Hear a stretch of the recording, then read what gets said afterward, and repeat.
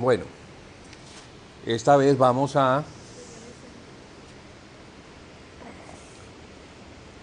estudiar por medio de Apocalipsis, capítulo 1, 2 y 3, y si nos alcanza el tiempo, rematar con el capítulo 19, que nos muestra la victoria de Cristo sobre la iglesia, sobre el mundo y sobre el anticristo o la bestia y el falso profeta. Entonces lo que vamos a ver en esta charla, de aproximadamente una hora, de pronto un poquito más, es entender el propósito de la iglesia. ¿Para qué está la iglesia? ¿A quién debe glorificar? ¿Cómo la iglesia debe mantener su posición a fin de que cumpla con su propósito? Pero también vamos a ver cómo la iglesia se deslizó, cómo la iglesia cayó y al caerse se degradó al punto de caer a lo más bajo, perdiendo completamente la visión y el sentido que la iglesia debe tener al conservar la mente de Cristo, conservar lo que Cristo enseña, lo que Cristo quiere, a fin de que podamos glorificar a Dios. Desde el capítulo 1 se nos muestra que por la sangre del Cordero,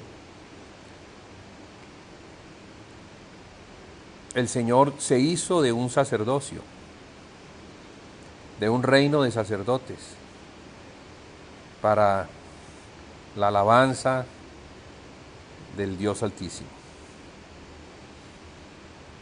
Lo que el primer capítulo nos muestra es que el propósito de la iglesia es ese. El propósito de la iglesia es estar delante del Dios Altísimo, parado para ministrar a Dios. Y todo eso lo logró la sangre del Cordero, la obra de la cruz. Pero vamos a ver cómo estas cosas importantes, estas verdades importantes, se fueron diluyendo en el tiempo, al punto que la iglesia, en vez de mantener una posición celestial, sentada junto con Cristo sobre principados y potestades, la iglesia descendió, la iglesia se degradó. Entonces, los capítulos 2 y 3 de Apocalipsis nos muestran a 7 iglesias que se encuentran en el Asia. El Asia, en el tiempo de Juan, del apóstol Juan, era una provincia del Imperio Romano y representa, para la profecía, representa el mundo en el cual fueron puestos los creyentes y en particular la iglesia, que es la sal y la luz del mundo. Y el número 7 representa la plenitud de esa iglesia. Lo que nos muestra es que ahí, por la obra del Evangelio, hay iglesias en el mundo entero. La iglesia de Jesucristo está en el mundo entero.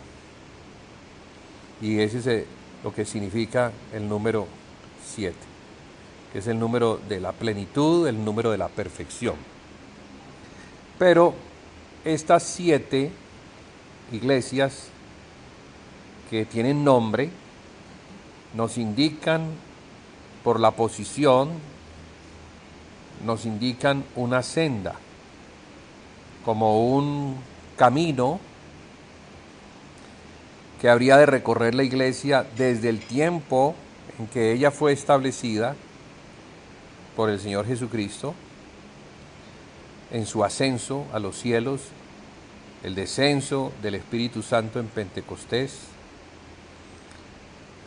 la unción que descendió y empoderó a la iglesia de Jerusalén, para que desde allí ellos fueran testigos del Señor Jesucristo en todo el mundo, comenzando desde Jerusalén, siguiendo por Samaria,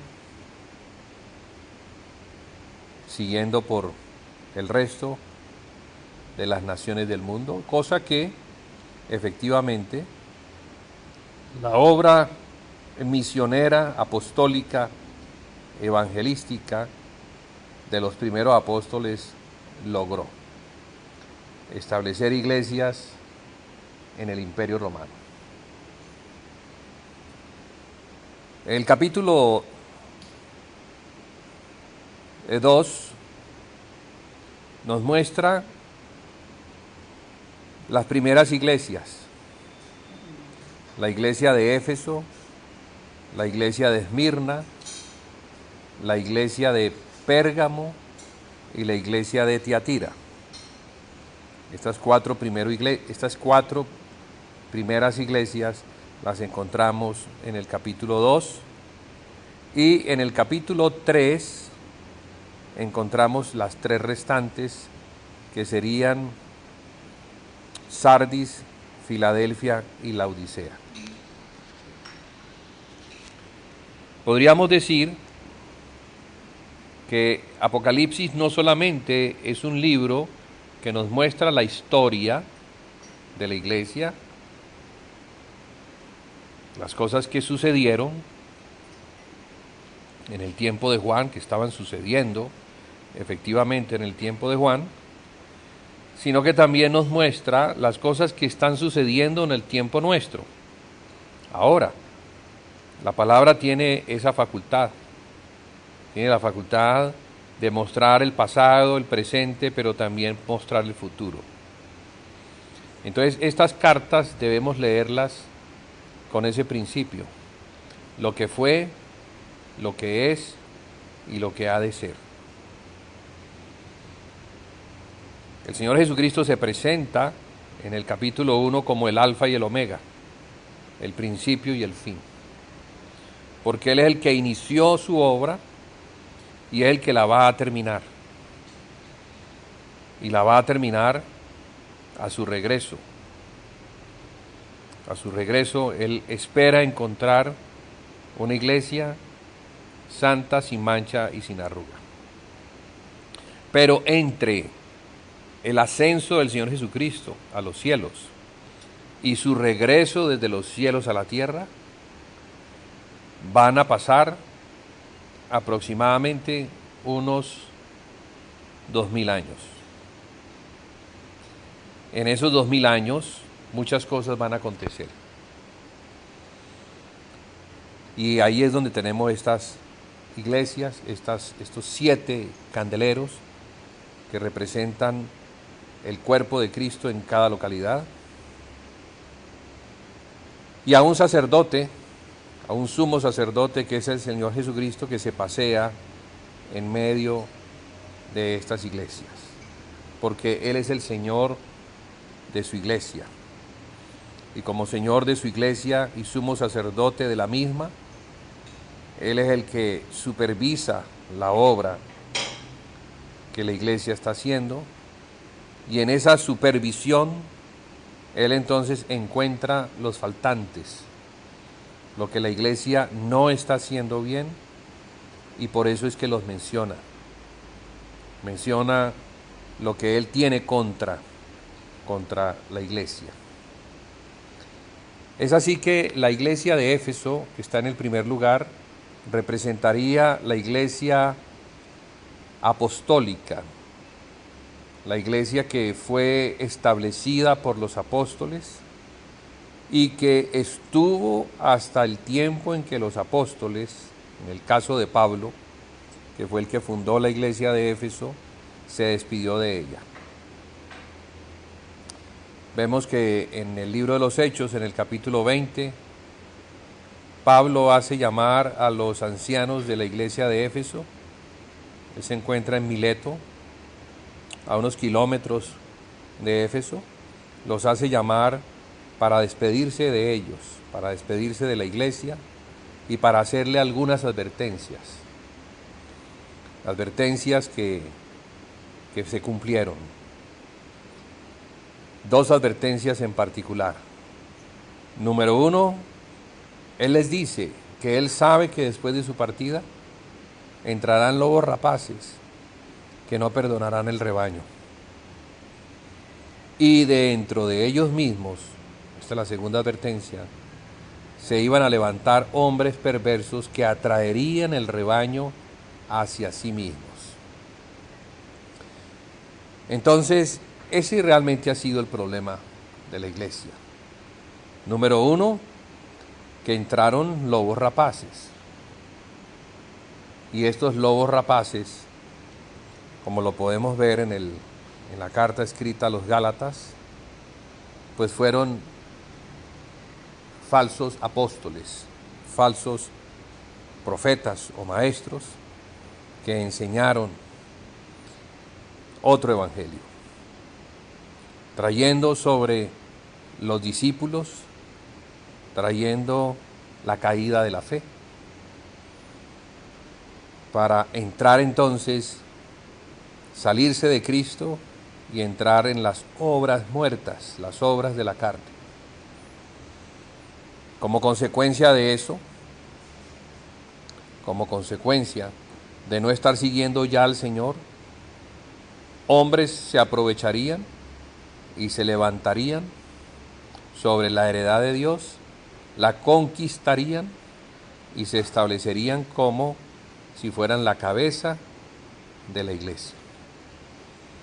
Eso lo vamos a ver en la tercera iglesia en Pérgamo, cuando se mencionan los dos problemas que el Señor Jesucristo hace notar. Y es que ellos toleran la doctrina de Balaam y también la doctrina de los nicolaitas. Más adelante hablaremos en detalle sobre ese aspecto. Entonces tenemos que la primera iglesia, la iglesia de Éfeso, cuyo nombre significa agradable, nos muestra el estado de la iglesia, una iglesia tierna, agradable, en sus primeros pasos hacia la vida plena que es en Cristo Jesús. Pero algo sucede, y es que 30 años después de la partida de Pablo, el Señor Jesucristo le dice al apóstol Juan que le escriba esta carta, esta epístola a la iglesia de Éfeso, diciéndole que aunque él conoce las obras, y que son obras que ellos hacen por amor de su nombre, tiene algo contra ellos, o contra el ángel de esa iglesia que representa a la iglesia misma. Y es que ellos han dejado su primer amor. Por causa de que ellos han dejado su primer amor, ellos han dejado de hacer las primeras obras, a las cuales el Señor les llama a regresar. Porque de no hacerlo, el candelero sería sacado de su lugar. Eso lo que nos muestra es que la iglesia, que es el candelero, que es la luz del mundo, perdería su posición de ser luz en el lugar donde el Señor la ha puesto. Esas cosas acontecieron, porque ciertamente la historia nos muestra un periodo de oscurantismo, donde la iglesia, en vez de ser una iglesia espiritual, poderosa, llena del Espíritu Santo, de los dones del Espíritu, se volvió terrenal. Abrazó el mundo, cayó bajo el engaño de la serpiente, de Satanás, y entró en un estado de apostasía degradante. Y eso es lo que la carta de Éfeso nos muestra. Por eso el Señor, al final de esa carta, dice que al vencedor de esa condición, le daría a comer del árbol de la vida que se encuentra en medio del paraíso de Dios. De esta forma, el Señor quiere que vayamos a Génesis capítulo 2 y capítulo 3, donde encontramos al árbol de la vida. Y vemos que Adán, por su pecado, por oír a la serpiente y obedecer a la serpiente, perdió el derecho a comer del árbol de la vida. Y además fue expulsado. Entonces, de la misma forma como le sucedió a Adán, le habría de acontecer a la iglesia. La iglesia perdería una posición, aunque no perdería el derecho a comer del árbol de la vida, si ella se arrepiente. Porque ya en la era del Espíritu, nosotros tenemos algo que Adán no tenía. Y es que tenemos el Espíritu que nos convence de pecado, de justicia y de juicio, llevándonos a un arrepentimiento y a regresar al Señor. Algo que Adán no podía hacer, porque por su pecado fue separado del Espíritu de Dios. Y al ser separado del Espíritu de Dios, el hombre perdió la gloria de Dios, fue destituido de la gloria de Dios, ya cayó en una condición pecaminosa, en una condición de muerte, la cual tendría que ser restaurada muchísimos años después por el Señor Jesucristo en la cruz. Entonces, estamos mirando cómo la iglesia puede regresar, a pesar de que se encuentre en un estado de apostasía. La iglesia, si oye al Señor, se vuelve al Señor y se arrepiente, la iglesia puede recuperar la posición. Eso es lo que nos enseña el Evangelio, lo que nos enseñan las cartas apostólicas, volvernos al Señor. Después de la iglesia de Éfeso encontramos a la iglesia de Esmirna. La iglesia de Esmirna es una iglesia que está pasando por una condición de sufrimiento, de persecución, está siendo asediada por los judaizantes que están enseñando a judaizar. Lo que estaba sucediendo en el tiempo de Pablo y que ya se veía en el tiempo de los apóstoles, que es el ataque de Satanás por medio de falsos obreros, ya se estaba dando en el tiempo de Juan, en la iglesia de Esmirna. El Señor menciona que hay algunos allí que se dicen judíos pero que no lo son, sino que son sinagoga de Satanás. Y Él dice que conoce la blasfemia de ellos, porque lo que ellos están enseñando es una blasfemia. Pero con eso están afectando la iglesia y la iglesia está siendo contaminada o está recibiendo ese veneno de ese otro evangelio que llevaría a la iglesia finalmente a sucumbir, a perder la posición celestial para tomar una posición terrenal, carnal. Es lo que ocurre entonces en el periodo comprendido entre el año 100 y el año 325 más o menos, periodo de Pérgamo. La iglesia de Éfeso iría más o menos desde el año 30 hasta el año 100. Ese es el periodo de la iglesia de Éfeso. Es una iglesia que está creciendo, una iglesia que fue puesta sobre el fundamento y tiene la comisión de edificarse hasta llegar a la estatura del varón perfecto, a la plenitud de Cristo.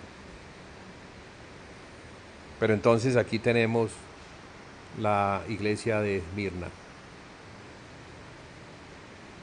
y nos muestra las consecuencias de la caída, las consecuencias de ya no estar viendo al Señor, de ya no estar en ese poder, en esa llenura del Espíritu Santo, en lo que hacían los apóstoles en su momento cuando penetraban y desplazaban a Satanás de los territorios, estableciendo la iglesia en ese lugar. Ahora hay una retaliación, ahora es Satanás el que persigue a la iglesia. Entonces ese periodo, que va desde el año 100 más o menos hasta el año 325, es el periodo de la persecución por medio de los césares romanos. En este caso, pues, la Escritura lo muestra como Satanás. Satanás que ha pedido a la iglesia para ser encarcelada por 10 días o 10 períodos. En este caso, esos 10 períodos serían los 10 emperadores que conoce la historia, persiguieron a la iglesia a muerte. La querían destruir, desaparecer. Entonces, Esmirna representa el periodo de la persecución, del sufrimiento, el periodo donde la iglesia fue despojada, donde los cristianos eran despojados, eran llevados al martirio, a morir en cruces, a morir en el circo romano. Ellos se convirtieron en un espectáculo. Pero ese tiempo pasó. El tiempo pasó y aparece otro periodo, que es el que viene después de Constantino, conocido como Constantino el Grande. Constantino sacó a la iglesia de los lugares donde ella se escondía y la invitó a salir afuera. Y no solamente la invitó a salir afuera, sino que le dio posiciones. Pareciera ser que Constantino vio, él era un político, vio una gran oportunidad, porque el cristianismo en ese tiempo, en ese periodo del año 300 después de Cristo, se había extendido mucho. Y había muchísimos cristianos escondidos, porque no se dejaban ver, porque los cogían y los mataban. Pero el cristianismo fue ganando y ganando y ganando, al punto que ya eran más los cristianos que los paganos. Entonces, decisiones políticas, estratégicas, llevaron a Constantino, o llevaron a Satanás, más bien, usando a Constantino para engañar a la iglesia, ahora sí. Entonces viene ese engaño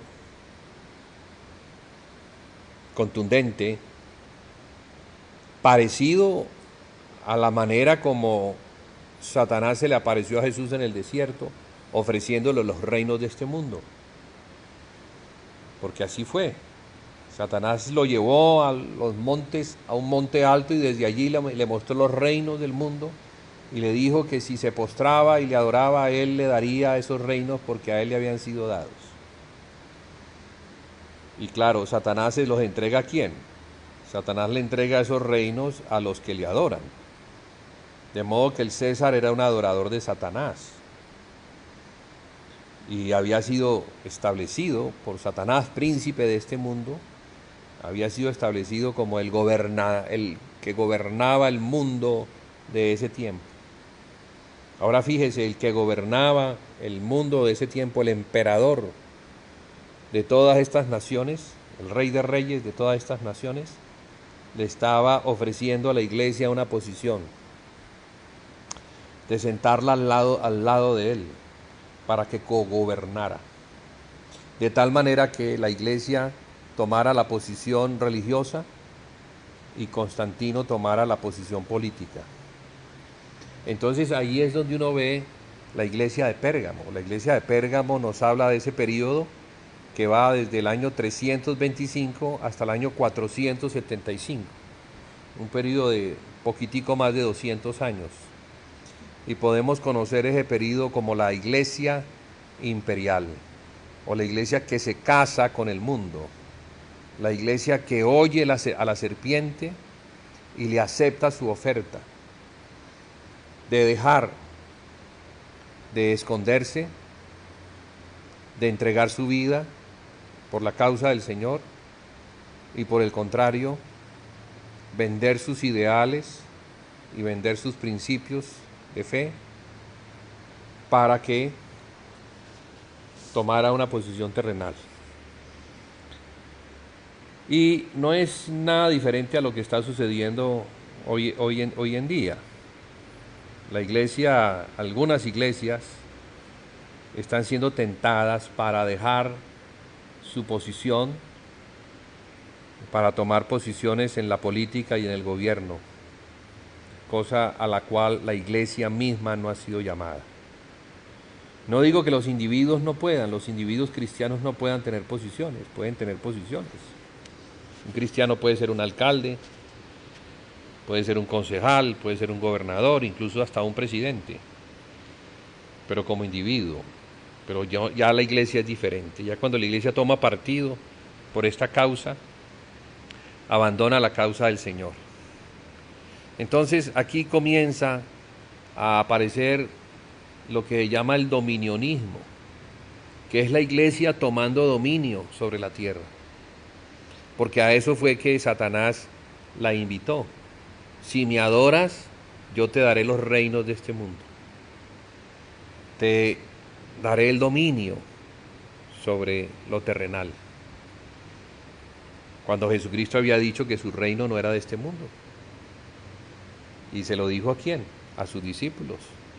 Para que los discípulos entendieran que el asunto no era tomar partido con los reinos de este mundo, sino tomar partido con el reino de los cielos.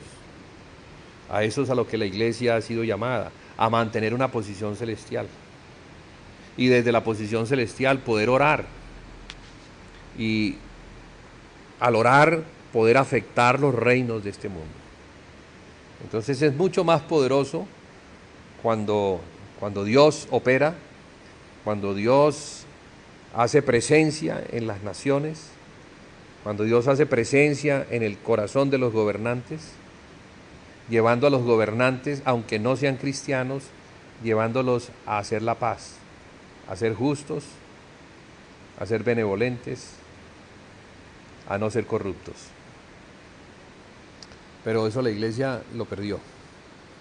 La iglesia ahorita se estaba untando de lo que Satanás quería que se untara para que se ensuciara, para que se arrugara. Entonces ya no tenemos una iglesia santa, sin manches, sin arrugas, sino que la iglesia es pecaminosa, está manchada y su vestido está arrugado. El vestido que debía conservar el vestido blanco, de lino fino, que representa las acciones justas, ese vestido estaba ya totalmente arruinado. Esa es la iglesia de Pérgamo. La iglesia de Pérgamo, en la iglesia de Pérgamo vemos dos doctrinas que están entrando, que se están estableciendo en ese tiempo, y es la doctrina de Balaam. El Señor menciona a Balaam porque Balaam le dio una estrategia a Balac, un rey, a fin de que Israel, al tomar las mujeres de Balac, estas mujeres llevaran al pueblo a la idolatría. Y como Dios no tolera la idolatría, y la idolatría es causal de muerte, entonces el Señor está mencionando aquí la doctrina de Balaam, un falso profeta que vendió su ministerio por dinero. Nos muestra entonces cómo la iglesia iba a vender su posición celestial, iba a vender el reino por un plato de lentejas. Iba a cambiar lo que es valioso por lo que no es valioso. Iba a cambiar las promesas, las esperanzas de la vida futura, cuando el Señor Jesucristo venga, por una vida temporal, abundante, rica y poderosa, pero con absoluto y total pérdida de los poderes celestiales. Entonces la iglesia iba a perder poder, iba a perder su influencia desde los cielos para poder afectar un mundo, cosa que se dio en el tiempo de los apóstoles, y por eso avanzaron con tanto poder, por eso Satanás no podía resistirlos, por eso el reino de las tinieblas retrocedía, y las ciudades a donde los apóstoles entraban eran trastornadas. El evangelio trastornó el reino de Satanás. Pero ahora no. Ahora la doctrina de Balaán estaba entrando, que nos muestra la idolatría, y como consecuencia de eso, entonces aparece la otra doctrina, que es la doctrina de los nicolaitas. El nombre Nicolás o Nicolao en griego está compuesto de dos nombres, Nico y Laos. Nico significa conquistador o vencedor, triunfador, y Laos significa pueblo. Si los unimos, entonces encontramos que allí hay un conquistador del pueblo, el que conquista al pueblo. Pero es una doctrina que el Señor Jesucristo aborrece. ¿Por qué Él aborrece? Porque el único que debe ser cabeza del pueblo o de la iglesia es el Señor Jesús. Pero aquí iba a comenzar a aparecer otro que se iba a poner como cabeza de la iglesia, el que iba a conquistar al pueblo del Señor poniéndose en su lugar. Eso es lo que genera, o lo que generó en ese tiempo, el papado, que lo vemos ya establecido en la Iglesia Católica, Apostólica y Romana, que vemos claramente en el período de Tiatira. Tiatira es la iglesia que sigue de Pérgamo, y allí en esa iglesia el Señor menciona algunas cosas, dice que conoce sus obras, pero que tiene contra ellos que toleran a una mujer que se dice profetiza, a una mujer que él llama Jezabel, una mujer que enseña a sacrificar y a comer de lo sacrificado a los ídolos, enseña la fornicación espiritual, que es la idolatría, y a comer de lo sacrificado a los ídolos, o sea, iba a meter a la iglesia a sentarse en la mesa de los demonios. Algo que el apóstol Pablo menciona en la primera carta a los Corintios capítulo 10, y es que no podemos sentarnos los creyentes, los discípulos de Jesucristo, en la mesa de los demonios y luego irnos a sentar en la mesa del Señor. Esas dos cosas no se pueden hacer, porque el que se sienta en la mesa de los demonios y luego va y se sienta en la mesa del Señor, recibe como consecuencia muerte, porque no discierne quién es en Cristo, no discierne el cuerpo del Señor. Y todo aquel que es miembro del cuerpo de Cristo no puede participar de la idolatría, no puede sentarse en la mesa de los demonios. Eso entonces es Tiatira.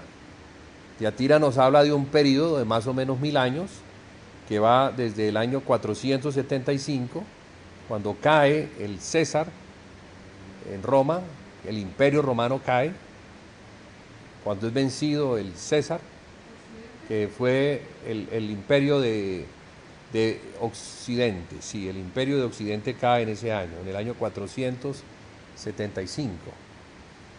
Y cae el César, pero el Papa le reemplaza. Entonces, antes el gobierno estaba compartido. Antes, en el periodo de Pérgamo, se compartía. El César compartía la parte religiosa, la entregaba a la iglesia, y él hacía la parte política y económica. Pero después de que el César cae, desaparece porque es vencido, entonces la iglesia de Tiatira, por medio del Papa, es el que toma esas posiciones, tanto la posición política como la económica y también la religiosa, dándose dos títulos importantes que tenía el emperador romano: el de sumo pontífice, porque el emperador romano era el sumo pontífice, era el máximo representante de la religión, pero también era el padre de la patria. Y como padre de la patria, pues era el que tenía a sus súbditos como sus hijos, los cuidaba, los beneficiaba. Esos dos títulos de sumo pontífice y padre le fueron entregados al obispo de Roma. Entonces el obispo de Roma llegó a ser el sumo pontífice y llegó a ser el papa. Es lo que hoy en día vemos y eso no ha cambiado, sigue intacto. O sea que aquí lo que vemos al ser mencionado que toleras que esa mujer que se dice profetiza y menciona a Jezabel, nos invita el Señor a ir al periodo donde Jezabel estuvo actuando y qué fue lo que ella hizo. Entonces vemos que Jezabel era la esposa del rey Acab, una mujer que era la sacerdotisa o la máxima sacerdotisa de Baal. Tenía a su cargo muchos profetas. Ella era la jefe de ese asunto. Y en el tiempo entonces del rey Acab, ella lo que estaba haciendo era llevando al pueblo a la idolatría, o sea, a los Baales. El pueblo que se encontraba en apostasía no podía discernir lo que estaba sucediendo y el rey no tomaba cartas en el asunto. Esta mujer era la que estaba dominando, la que estaba gobernando los asuntos políticos, económicos y religiosos del Estado de Israel. Algo muy parecido a lo que estaba sucediendo con la iglesia en ese periodo conocido como periodo de oscurantismo, donde el Papa es el que toma el control, donde toma el gobierno, el señorío, ante él se postran los reyes, él es el que establece lo que se debe hacer y cómo se debe hacer. Eso se conoce entonces como ese periodo donde Jezabel es la que reina, donde la iglesia, aquí Jezabel representa a una mujer y esa mujer es la iglesia. Ahora la iglesia es la que se pone como la rectora de la fe, es la que dice lo que se debe creer y lo que se debe obedecer como dogma de fe, cosas que se dieron a lo largo de muchos concilios donde se estableció la fe católica y donde hoy los católicos obedecen más estos dogmas de fe que establecieron los concilios liderados por los papas que la palabra misma.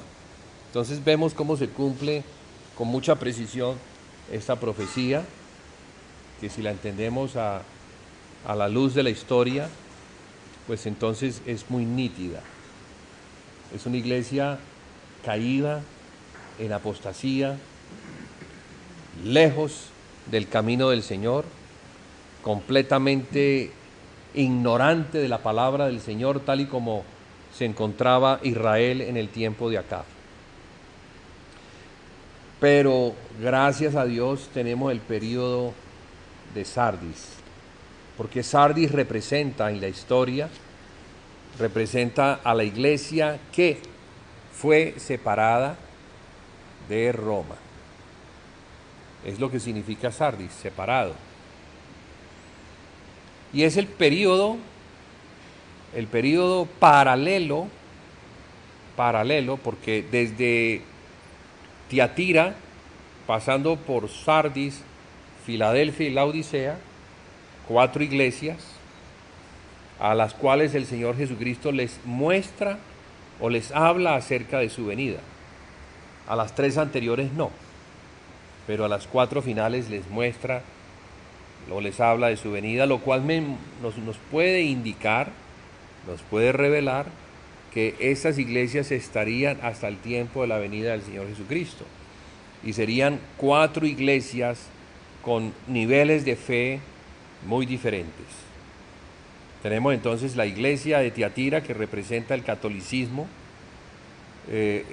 romano y ortodoxo, porque la iglesia católica también se dividió en 2, hubo un cisma, y aquí está representado la iglesia de Tiatira, o están representadas estas 2 iglesias con la iglesia de Tiatira, pero luego tenemos a la iglesia protestante, que en la historia surgió como resultado de una protesta a las enseñanzas o doctrinas de los papas. Martín Lutero se levanta en protesta y pone en las puertas de la iglesia de Wittenberg, pone una extensa carta donde señala 95 puntos en contra de la enseñanza romana. Y ahí entonces esa protesta, porque era la forma como se protestaba antes, si alguien quería protestar por algo, tenía que poner la protesta en las puertas de la iglesia, donde todo el mundo iba y leía, era como el periódico. Entonces allí, eso dio origen a la separación de Martín Lutero, que fue expulsado, fue excomulgado, pero aparece como resultado de eso el protestantismo. Y del protestantismo entonces, ya separados de Roma, se dan las iglesias evangélicas que emergen de allí, que salen de allí y que son el resultado de esa caminar, digamos, hacia una restauración. Porque eso es lo que Martín Lutero comienza a enseñar. Toma la Biblia, que antes no se tenía como el libro para leer.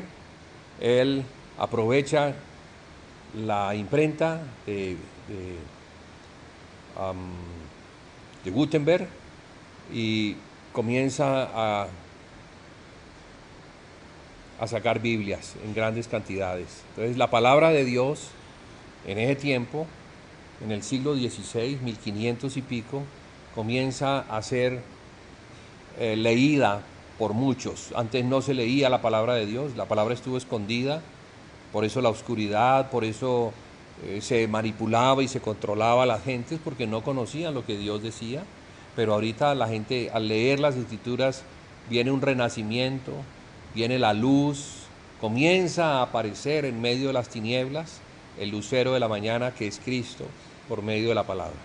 Ese periodo entonces es el periodo de Sardis.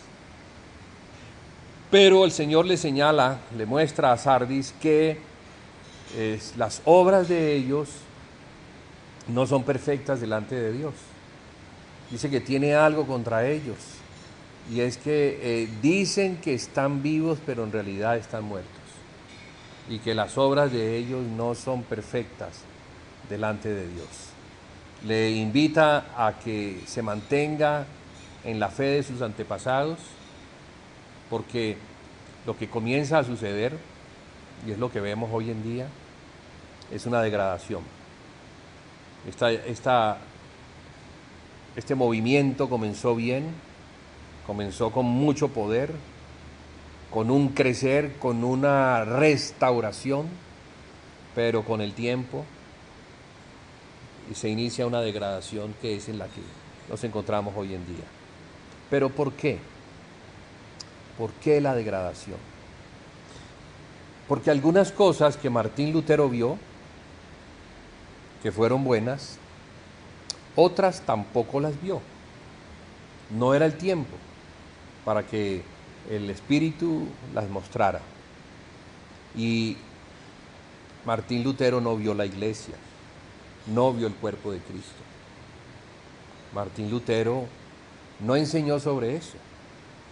Y por causa de que no hubo una enseñanza acerca de la iglesia como cuerpo de Cristo, las iglesias comenzaron a separarse, a dividirse, al punto que hoy en día encontramos iglesias nacionales, encontramos iglesias denominacionales, encontramos iglesias donde cualquiera le da un nombre, ya ni siquiera son denominacionales, sino que cualquiera sale y pone el nombre que quiere.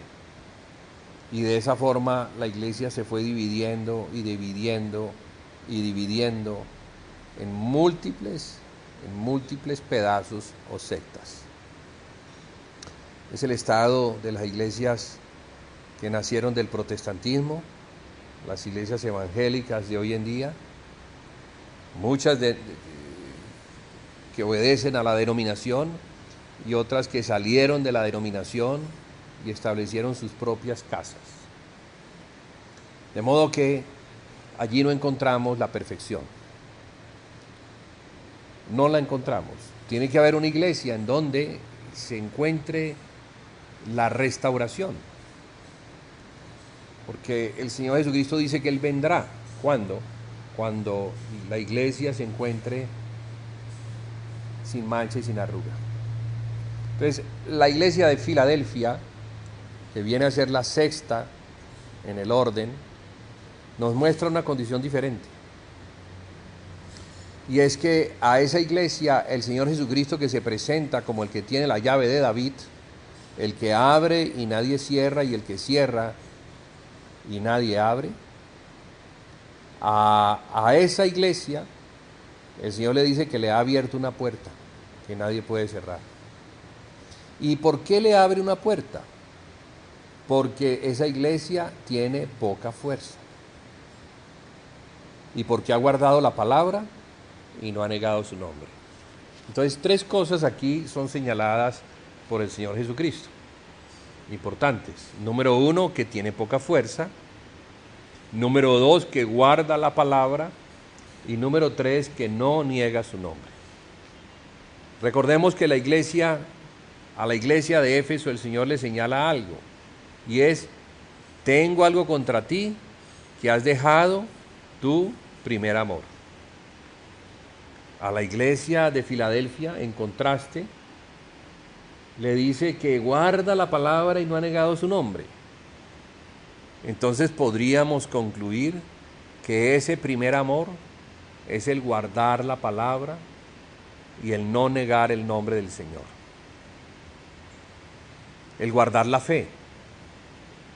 El guardar la fe. Porque el Señor nos ha mandado a perseverar hasta el fin. Quiere decir que debemos guardar la fe hasta el tiempo del fin, que es el tiempo en el cual Él regresa. Él le ha entregado, por medio de los apóstoles, le ha entregado a la iglesia algo que la iglesia debe guardar. El Señor Jesucristo le dijo a los apóstoles que debían ir por el mundo haciendo discípulos de entre las naciones, enseñándoles a guardar todas las cosas que Él les había mandado. Les dijo que los bautizaran en el nombre del Padre y del Hijo y del Espíritu Santo, porque Él estaría todos los días con ellos hasta el fin. Entonces la promesa del Señor Jesús es estar con la iglesia hasta el fin. ¿Cuál fin? El fin es cuando termine esa era y el Señor Jesucristo venga a recoger a su iglesia. Entonces la iglesia tiene una responsabilidad, que es la de recibir la doctrina y la de guardarla. Y de guardarla. Ahora, ¿qué es lo que la iglesia debe guardar? Debe guardar las primeras obras, que eran las que el Señor Jesucristo le mandó a la iglesia de Éfeso a regresar. Tengo algo contra ti, que has dejado tu primer amor. Por lo tanto, ve y recuerda de dónde has caído y ve y haz las primeras obras. Y en estas primeras obras está la clave, porque todo esto está como encadenado en concordancia. El primer amor, la posición celestial, las primeras obras, las cuales para hacerlas hay que hacerlas con el vestido blanco de lino fino, que son las acciones justas de los santos. Entonces, las acciones que ellos hacían al principio están en esas primeras obras, las cuales la iglesia hacía para Dios. ¿Y cuáles eran estas primeras obras? Son las que son mencionadas en el libro de Hechos, capítulo 2, del 47 en adelante, pero en particular, y subrayando el verso 47, que dice que ellos perseveraban en la doctrina de los apóstoles, en la comunión de unos con otros, en el partimiento del pan y en las oraciones. Dice que perseveraban, lo cual nos muestra que era lo que ellos habían aprendido de los apóstoles y lo que estaban guardando. Las perseverancias de la iglesia entonces le permitían a Dios hacer presencia en medio de la iglesia y de la ciudad de Jerusalén, trayendo el temor. Y como consecuencia de todo lo que ellos hacían, el Señor añadía a la iglesia todos los días los que habrían de ser salvos. Entonces la iglesia crecía, no solamente crecía en número, sino que crecía en el conocimiento del Señor Jesucristo. Y eso es lo que el Señor quiere, que la iglesia no solamente sea vigorosa en número, sino que sea vigorosa en el conocimiento del Señor Jesucristo, en guardar la fe. Entonces la iglesia debe regresar a la fe, debe regresar a las palabras del Señor Jesucristo, debe reconocerlas como la única fuente de vida y de poder para practicar aquellas cosas que el Señor Jesucristo dejó como mandamientos que la iglesia debe hacer y que las encontramos en su conjunto en las cartas que los apóstoles escribieron a las iglesias. De modo que guardar la palabra y no negar su nombre implica la obediencia incondicional a las palabras del Señor Jesucristo, a las instrucciones apostólicas, a los mandamientos que son de Dios, los mandamientos que Dios da para que la iglesia que está levantada delante de Dios pueda ejercer un sacerdocio santo delante de Él. No se podrá ser santo, no se podrá ser aceptado en ese lugar de ministrar a Dios a menos de que seamos obedientes a las palabras del Señor Jesucristo. Entonces la iglesia de Filadelfia muestra las características que una iglesia debe tener. Por eso el Señor a esa iglesia que ha guardado su palabra y no ha negado su nombre, a esa iglesia el Señor le promete el ser guardada de la hora de la prueba que ha de venir sobre el mundo entero para probar a los que moran sobre la tierra. Dicen, por cuanto has guardado la palabra de mi paciencia, que es la palabra de la perseverancia, que es la palabra donde se guardan los mandamientos del Señor Jesús, las prácticas que la iglesia hacía en el principio, en donde obtenemos en esas 4 prácticas, obtenemos todo lo necesario para que Dios se encuentre ministrado plenamente. Número 1, oír la doctrina de los apóstoles y obedecerla. Número 2, tener una comunión del cuerpo de Cristo. Número 3, tener comunión por medio del partimiento del pan. Y número 4, las oraciones que le permiten a la iglesia interceder, pedir, solicitar a Dios, que es el que concede y el que otorga conforme a sus múltiples misericordias, pero también conforme a la palabra de Jesús, a lo que Jesús mandó que debiéramos estar haciendo, a fin de que la iglesia se mantenga guardada. Y eso es, la iglesia será guardada del tiempo de la prueba que ha de venir, porque viene un tiempo de prueba, estamos cerca de ese tiempo, siempre y cuando la iglesia sea fiel a la palabra del Señor. Luego tenemos la última iglesia que ha quedado como para el final, la iglesia de Laodicea, y es la iglesia que tiene la condición más degradada. A la iglesia de Laodicea el Señor Jesucristo le dice que por cuanto no es ni frío ni caliente, sino tibio, el Señor la va a vomitar de su boca. ¿Y por qué? ¿Por qué ellos son tibios?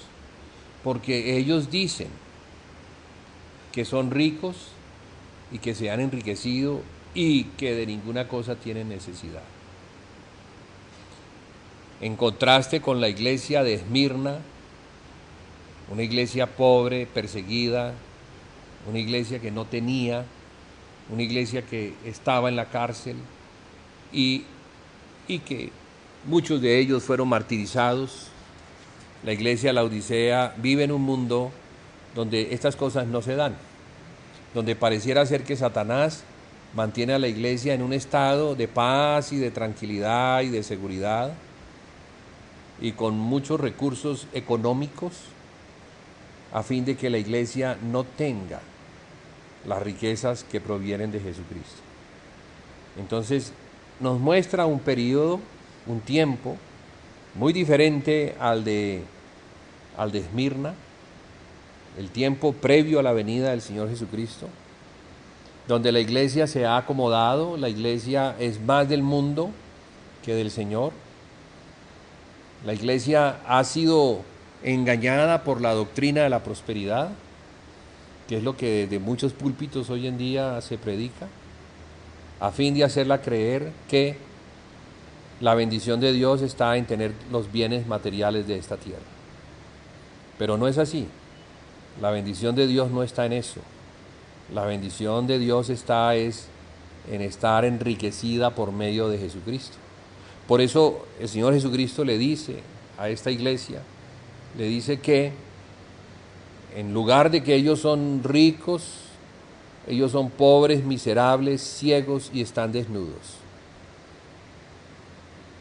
Qué triste realidad que un cristiano piense que está muy bien, pero en realidad está muy mal. Está en una condición miserable, está en un estado donde no puede ver, que es ciego, y no estamos hablando ciego natural, sino ciego espiritual, porque no comprende, no tiene revelación. Está desnudo, porque ya ni siquiera un vestido tiene, sino que está como en el estado de Adán después de pecar, que quedó desnudo, pero ni siquiera esta iglesia se avergüenza de encontrarse en esa condición y está en miseria absoluta.